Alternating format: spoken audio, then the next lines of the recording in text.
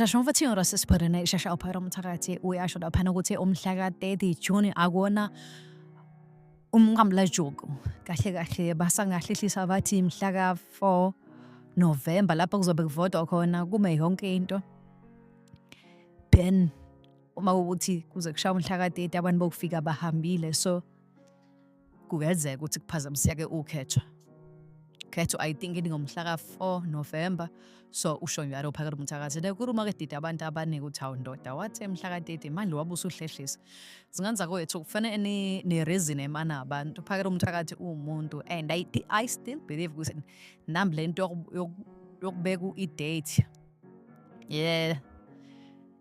ingezinye zezinto ezinacishe mhlawumbe semgaxelise and now uzama ukuvikela lokho ukuthi ingathiwa ndoda wena noma umhla ka-30 yabo manje abantu bezana wawuthi kahle kahle ngomhla ka-30 kwenziwani vele yabo so le date vele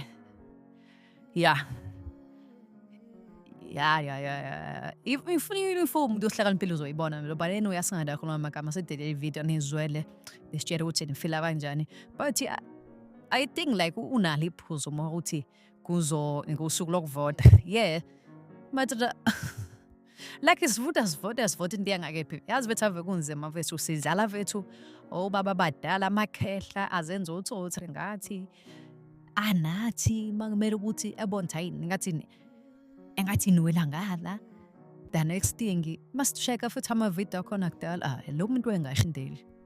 yabo sidlala nefethu osopolitiki mina lento yesopolitiki ngaphuma kuyona cause angizwana into ezongenza isindima ngeza ngibona but anyway nayi video waphara umthakathi ngiyacela ningaphatheki kabi akuphelile ukusebenza umhla ka-30 June akuwona ilanga lesigameko akuzukufa muntu aweza ukuphela amamashi siyothi sisuka nje sibe sithi u-deadline umhla ka-4 November lona ukhetho ukuze abantu bezosilalela sibatshele ngokhetho siyobe simashi South Africa yonke uma kuze kushaya umhla ka-30 amakwerekwere engaphumile kuleli zwe ngomhla ka-4 November siyobe simashiswe lonke